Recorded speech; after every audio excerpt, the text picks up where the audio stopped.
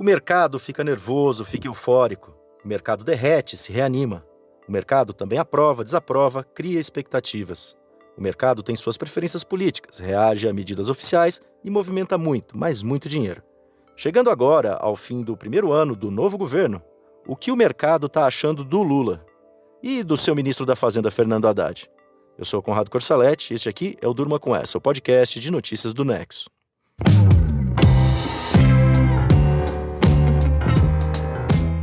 Olá, eu sou a Aline Pellegrini e estou aqui com o Conrado para apresentar esse podcast que vai ao ar de segunda a sexta, no início da noite, sempre com notícias que podem continuar a ecoar por aí.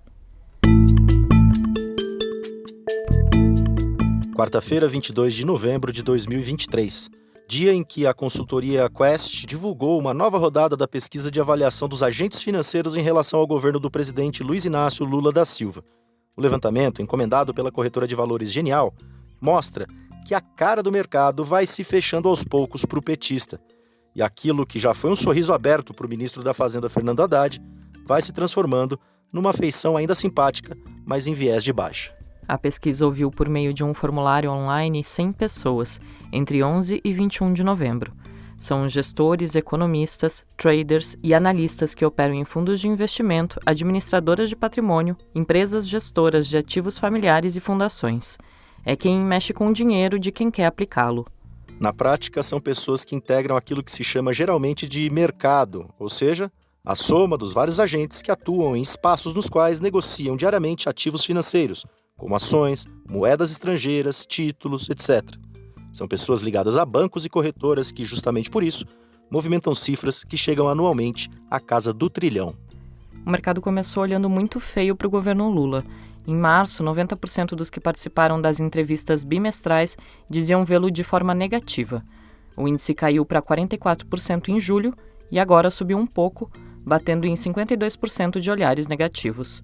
É a maioria, portanto. Só 9% dos entrevistados veem o governo petista de forma positiva. O Haddad também era visto com alguma desconfiança no começo, mas o olhar negativo sobre sua atuação na Fazenda caiu a apenas 11% em julho. Naquele mesmo mês, 65% dos agentes de mercado entrevistados diziam vê-lo de forma positiva. O resultado chegou a render ao ministro petista o apelido de Queridinho da Faria Lima, numa referência à avenida que é centro financeiro em São Paulo. Tem um motivo para esse sorriso direcionado ao Haddad naquela época.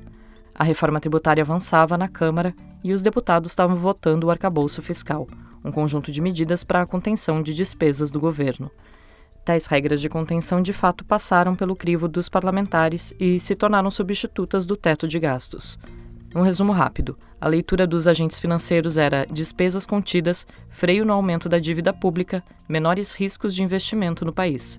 Mas o que mudou exatamente de lá para cá?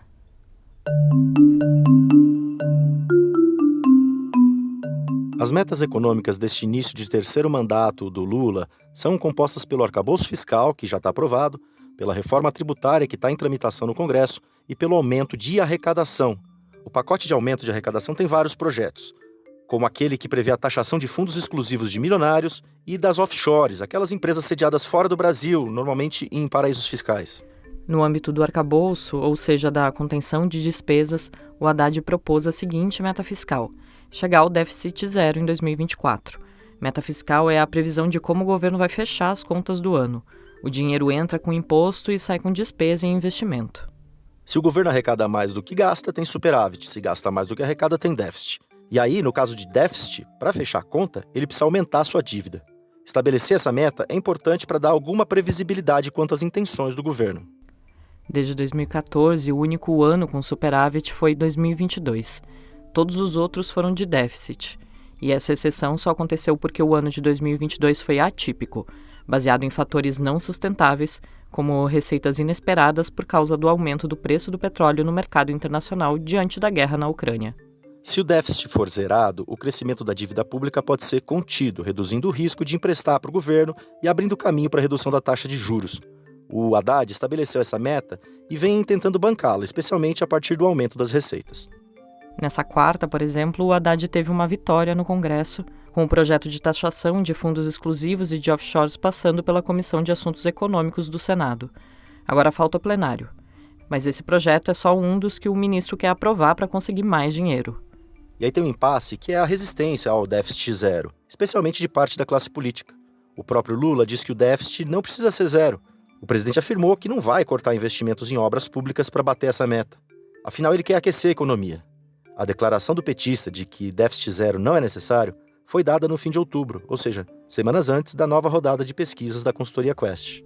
O Haddad até conseguiu incluir a meta de déficit zero na lei de diretrizes orçamentárias, mas ninguém bota muita fé de que ela vai ser cumprida. Nesse levantamento com o mercado, por exemplo, nenhum dos entrevistados disse acreditar em déficit zero em 2024. E quase 40% dos agentes financeiros acham que o ministro da Fazenda saiu mais fraco dessa disputa.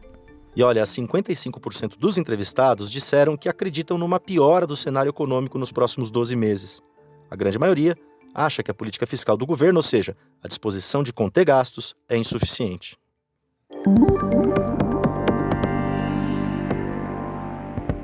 Resultado fiscal, ele não é da cabeça do ministro da Fazenda, nem do desejo do presidente da República. Resultado fiscal é um trabalho de parceria. É um trabalho que o judiciário tem que entender a repercussão das suas decisões, o legislativo tem que entender a repercussão das suas decisões e o executivo tem que entender a repercussão das suas decisões. Você ouviu o Haddad numa declaração a investidores 2 semanas atrás. O ministro tem insistido nessa colaboração do Congresso e do Supremo. O apelo para os parlamentares é que aprovem as medidas para aumentar a arrecadação. O apelo aos ministros do tribunal é para evitar decisões que impactem na receita. Já está mais do que claro que a busca pelo equilíbrio fiscal no atual governo Lula está sendo feita pelo aumento da arrecadação de impostos, não pelo corte de gastos. E essa estratégia, como a gente pode ver pelo resultado da pesquisa da Quest, não agrada em nada os agentes de mercado. Esses agentes, aliás, têm saudade do governo do ex-presidente Jair Bolsonaro. A consultoria Quest perguntou para eles qual equipe econômica era melhor, a atual, comandada pelo Haddad, ou a anterior, comandada pelo ex-ministro Paulo Guedes. 80% optaram pelo Guedes, um economista bem liberal que, apesar do discurso, entregou pouco do que prometeu. Não obteve R$1 trilhão com as privatizações, como queria, apesar de ter dado o controle da Eletrobras para o setor privado, e deu umas pedaladas no pagamento de precatórios. Aí você pode se perguntar, o que leva a essa preferência do mercado? Bom, sempre houve uma resistência de agentes financeiros em relação à esquerda no geral. No seu primeiro mandato, iniciado ainda lá em 2003, o Lula até que conseguiu um apoio ao adotar uma política econômica mais rígida. Mas depois esse apoio se desfez, especialmente no governo da sucessora Dilma Rousseff, quando o governo começou a registrar déficits em suas contas e o país entrou numa recessão longa e profunda. Existe um temor, portanto, de um novo descontrole de gastos públicos. Ainda em 2022, o Nexo perguntou a economistas por que a dupla Jair Bolsonaro e Paulo Guedes continuava tendo tanto apoio de agentes financeiros, mesmo sem entregar o liberalismo econômico prometido. Esses economistas destacaram a linguagem pró-mercado do bolsonarismo em contraposição às críticas que o Lula costuma fazer. As expectativas impactam os negócios, a economia, portanto, passa muito pelas expectativas. Tem ainda a questão das desregulamentações, com resultado no curto prazo. Mesmo sem reduzir o Estado como prometido, o governo anterior afrouxou amarras para a participação privada em setores específicos, como no saneamento, por exemplo. Mas aí você se pergunta, não vai ter crescimento do PIB em 2023? Isso não é bom? Para 95% dos agentes do mercado entrevistados nessa pesquisa da qual a gente está falando, o crescimento econômico se deve a medidas tomadas antes do Lula voltar à presidência, ou a fatores externos. Ou seja, a cara está bem fechada mesmo para o atual presidente.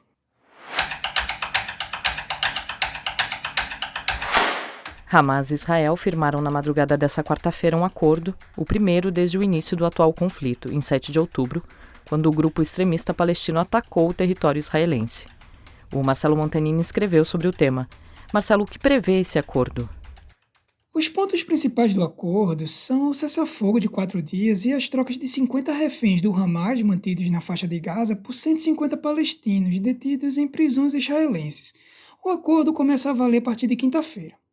Mas há outros pontos, como a liberação da entrada de 300 caminhões por dia com ajuda humanitária no enclave palestino, e o Crescente Vermelho, que é uma organização humanitária ligada à Cruz Vermelha, vai visitar e examinar reféns sob o domínio do Hamas.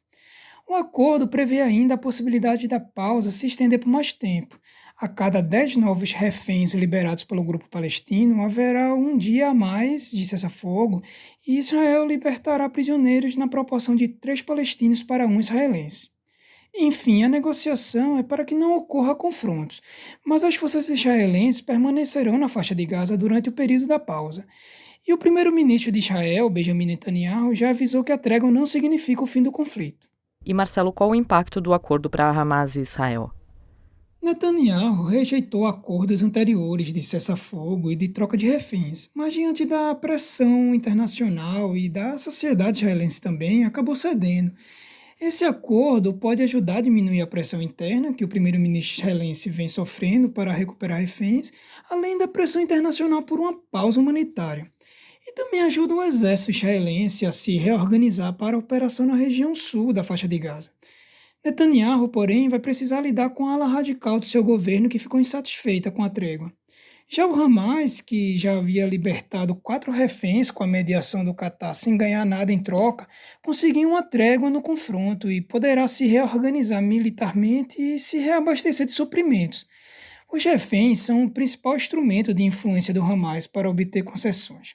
Ainda que liberando 50 deles, o grupo manterá cerca de 190 sob seu domínio e poderá continuar pressionando o governo israelense. O texto do Marcelo você lê em nexojornal.com.br. Da cara fechada do mercado para o governo Lula ao acordo no conflito entre Hamas e Israel, durma com essa. Com roteiro, produção e apresentação de Conrado Corsaletti, co-apresentação de Aline Pellegrini, edição de texto de Marcelo Rubissec, participação de Marcelo Mantanini e edição de áudio de Pedro Pastoriz, termina aqui mais um Durma com essa. Amanhã a gente volta. Até!